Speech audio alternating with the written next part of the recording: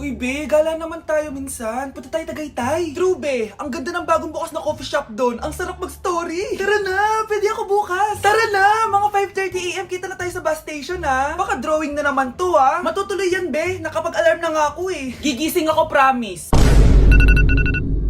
Nasaan na ba yung mga yun? 6 AM na. Oh, alas na tong bus papuntang Tagaytay, ha? Puro kayo drawing, ha? Teka lang. Ito ba yun? Ano ba yan, be? Bakit ka tumatawag? Ano na, be? 6 AM na. Akala mo pupunta na Tagaytay. Hindi ako pinayagan, eh. Sorry, be. Hindi ka pinayagan o tinatamad ka lang? Baka gusto mo sabihin ko sa nanay mo na 3 subject yung bagsak mo. Ito na nga, be. Maliligo na ako. Wait mo lang ako, ha? Ay, yung isa pa. Hello, be. Hindi ako makakapunta. May sakit ako, eh. Sakit. Lalong lalala yung sakit mo, be, kapag nalaman ng nanay mo na boyfriend mo yung anak ng kaaway niya. Ay, be, magaling na pala ako. Nakakalakad na ako. 5 minutes nandyan na ako, ha. Madali lang pala kayo kausap, eh. Let's go, Tagaytay! At dahil maraming hindi nakasagot ng full name ko, iibahin ko yung mga tanong. Salamat naman. Number 1, 2 plus 2. Yes, may tamang sagot na ako. Number 2, what is the powerhouse of the cell? Ang dali naman. Makaka-perfect ako. Number 3, ano yung pangalan ng crush ko nung elementary pa ako? Ano na naman yan? Kung nakikinig talaga kayo, alam nyo kung sino yung crush ko. Aba, ma'am, akala ko iba-iba may mga tanong. Bakit may mga ganyang tanong na naman? Malamang, para makasigurado ako na nakikinig talaga kayo. Wala namang may paki kung sino naging crush mo na elementary ka, ma'am. Wala namang may alam yan, eh. Ma'am, alam ko po kasi sino yung crush nyo. Nakikinig po ako sa kwento mo. Buti pa si Michael, nakikinig. Di kagaya ng iba dyan. Sige, perfect ka na, Michael. Yes! Makinig din kasi kayo sa kwento ni ma'am. Number 4, sino yung pinsan ng kapatid ng lola ko na tita ng mama ko na pamangkin na ate ko? Bagsak na naman ako! Kawawa ka naman, be. Nireject ka ng crush mo. Ang pangit niya kasi. Tara na nga, baka mahawa pa tayo sa kapangitan niya. Humanda kayo sa akin. Maghihiganti ako sa inyo. A few moments later. Sorry guys, I'm late. Sino yan? May bago ba tayong kaklase? Be, si Scarlett yan. Oh, hi. Ako nga pala yung sinabihan yung pangit dati. Boyfriend na ba yung mga nandun? Sabi kasi nila, ang ganda ko daw. Ikaw yan, Scarlett? Hindi pwede. Paano nangyari to? Magpaganda ka na rin, be. Baka habulin ako ng boyfriend mo. Bahala ka. Bye! Uy, Scarlett, ang ganda mo na. Anong sekreto mo? Maligo din kasi kayo, be. Hala, di ba siya nag-reject sa kanya dati? OMG. Sorry nga pala sa nasabi ko sa'yo dati, pero sure na ako ngayon na gusto kita. Eto, para sa'yo. Okay. So tayo na? Pwede ka na umalis. Ang kapal din ng mukha mo eh, no? Sorry pero may boyfriend na ako. Mas pogi at di katulad mo. Sandali lang. Ang sarap talaga maging maganda. Anak, gumising ka. Nay, anong ginagawa mo dito? Gumising ka, anak! Panaginip lang. Maganda pa rin ba ako?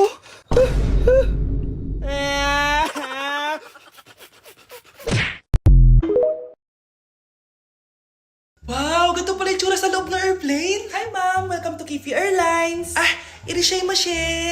Nagsasabi na ito. Ma'am, marunong po ako magtagalog. Ay, sorry. Ganda nito Ako na dito Ako na una. Ngayon, si Scarlett. Ako dyan. Ako na una. Ayaw mo umalis dyan Nayo! Hoy, kayong dalawa. Di ka titigil dyan, ha? Isa pa. Yung kasi. Papansin ka kasi. Kanina baby yun, ha? Ang ingay! Baby, stop crying na. Patahimikin mo yan, ha? Isa pa. Baby, sleep na.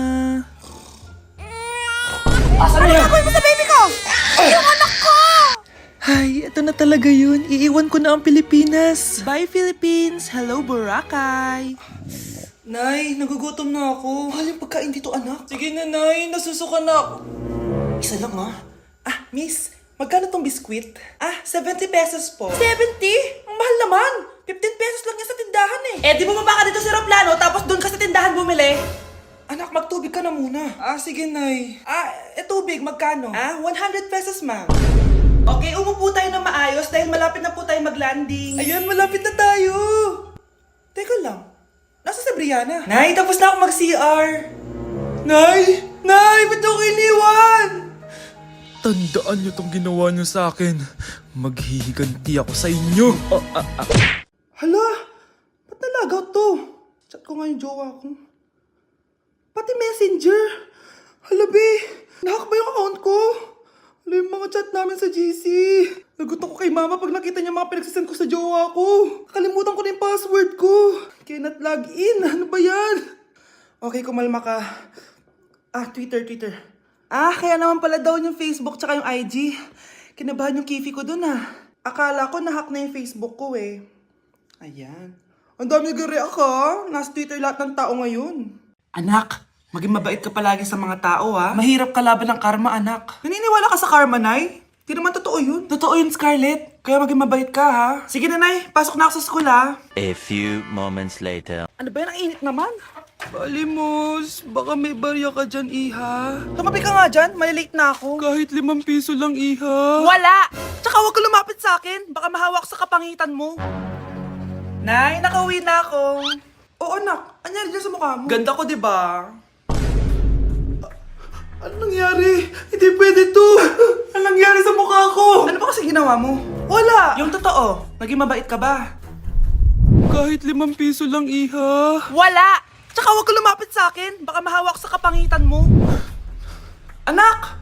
Saan pupunta yun? Nasaan na yung pangit na yun? Manda ka sa akin. Hoy! Ano ginawa mo sa akin, ha? Hinawaan mo ako ng kapangitan mo! Hindi ka pa rin natuto, Scarlett, no? Ha?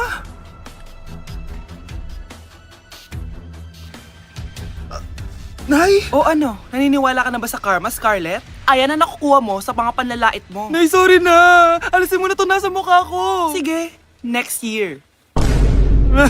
Paano na ako magkakajowa neto? Ma'am, parang wala po ata sa lesson natin yung number 5. Ay, wala ba? O sige, bonus na lang yan. Thank you, ma'am. Ma'am, wala po ata sa lesson natin yung number 5. Oh, anong gagawin ko? Puro ko kasi daldalan, kaya di mo alam. No, favoritism si ma'am. May sinasabi ka? Ay, wala po. A few moments later. So, ganun lang siya kadali. Ma'am, pwede po pa-excuse? Sumasakit po yung puson ko eh. Sige, punta na lang sa clinic, may gamot doon. Sige po, ma'am. Nagets niyo ba, class? Ma'am, excuse po, sumasakit po yung puson ko. Ang arte mo naman. Konting sakit lang, excuse agad. Kapag di maganda, wag na mag-inarte. Kala mo naman ang ganda ni ma'am. Hello po, ma'am. Sorry po, absent ako kahapon. Nagkalagnat po kasi ako eh. Ganun ba? Sige, excuse na lang kita. Sige po, ma'am. Thank you po. Ma'am, excuse po. Nilagnat po kasi ako kahapon kaya di po ako nakapasok. Naku, tigilan mo ako Walang isang araw na lagnat. Ang sabihin mo, tamad ka pumasok? Ikaw nga, palagi ka nga di pumapasok eh. Anong sabi mo? Totoo naman, ma'am. May favoritism ka. Susumbong kita sa principal. Maniniwala ba ang principal sa'yo? Wala ka namang ebidensya. Anak, mag-exam tayo mamaya ha. Dapat mas mataas grades mo kay Scarlett. Oo naman, Nay. Mas magaling naman ako sa kanya. Anak ni ma'am si Samantha. Eto yung mga sagot mamaya sa exam. I-perfect mo yan. Sige na, Nay. Baka may makakita pa sa atin. Humanda kayong dalawa sa principal. Tapos na yung maliligayang araw niyo. Eto na ang solusyon mo para jowain ka na ng crush mo. Gayo ba yan? Tama. Ilagay mo to sa baso. Tapos ipainom mo sa crush mo. Eto. Sige. Jojowain na ako ni Crush. Few moments later. Papunta na dito si Crush. Ilalagay ko na to sa baso. Ayan. Natatay ako. Anak! Nasaan na ba yun? Nauwaw ako. Tubig ba to?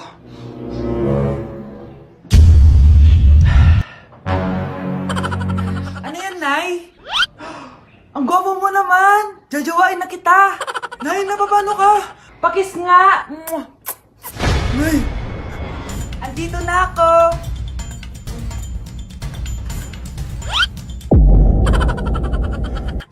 Anak, magbabakasyon muna ako ng 1 buwan! Ikaw muna magbantay ng bahay sige po, Nay! Eto ang susi ng bahay! Huwag mong wawala yan Promise, di ko po wawala, Nay! Bye, anak! Few moments later. May tumatawag! Si Crush! Hello? Hello Vince. Pwede ba tayo mag-date ngayon? Date? Oo naman! Sige, kita tayo mamaya. Sige, magbibihis na ako! Ayan, gwapo na ako! Hello Crush, papunta na ako! Excited na ako. Tumatawag si Mama. Anak, pakipatay nga yung tumutulong tubig sa banyo, tsaka yung sinaing ko. Salamat, anak. Huwag mong wawala yung susi, sige, Nay! Ba't tayo mabuksan? Eto ang susi ng bahay. Huwag mong wawala yan, ha?